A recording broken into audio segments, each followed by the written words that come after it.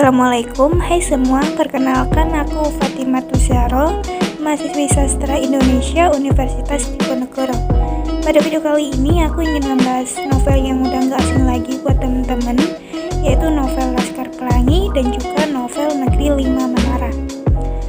Sebelumnya mungkin ada temen-temen yang lupa ataupun belum tahu tentang isi ceritanya.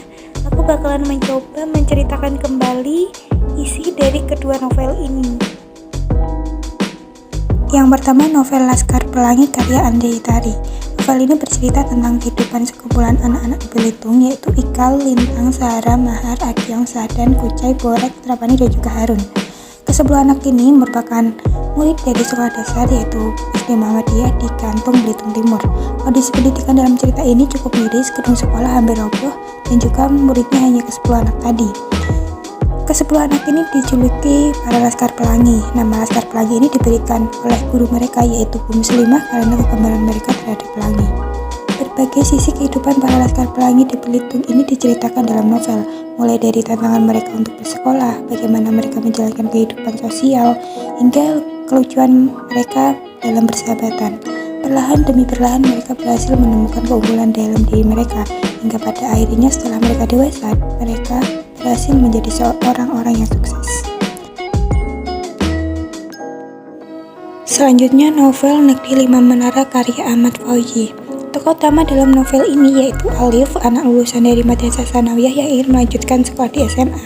Namun ibunya menginginkan supaya Alif bersekolah lagi di madrasah.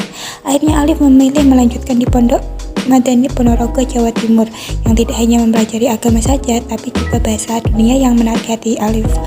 Di Pondok Madani, Alif memiliki teman karib yaitu Raja, Said, Julmajid, Ateng, dan Baso. Mereka sering berkumpul di bawah menara masjid sehingga kawan-kawan yang lain menggelari mereka sebagai Sahibul Menara. Kata Manjada Wajada sudah menjadi mantra buat mereka. Dengan tekad dan semangat ingin mewujudkan cita-cita setinggi awan, kesungguhan Alif, Raja, Said, Ateng, dan Julmajid dapat menyelesaikan pendidikan di Pondok Pesantren Madani. Namun besok karena keterbatasan ekonomi dan harus merawat neneknya yang buta, mengundurkan diri dari Pondok Madani.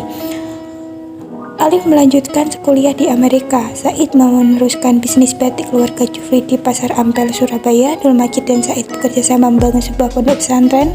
Basal si Utak dan Merlang kuliah di Mekah dengan modal hafalan Al-Quran. Ateng telah menjadi mahasiswa program doktoral mengambil ilmu hadis di Universitas Al-Azhar, dan Raja kuliah hukum Islam dengan gelar lisens di Madinah. Semua itu dulunya merupakan bayangan imajinasi mereka ketika melihat awan di bawah menara masjid.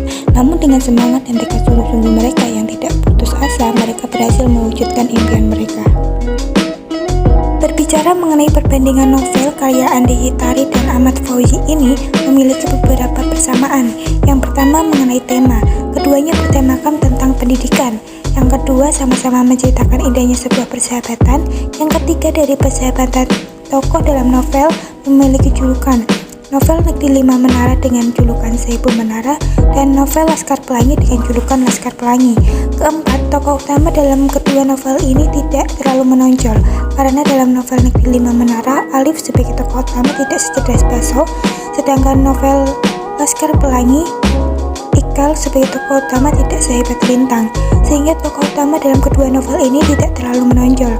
Kelima, kedua novel ini sama-sama happy ending. Semua tokoh dalam novel ini berhasil mewujudkan impian mereka.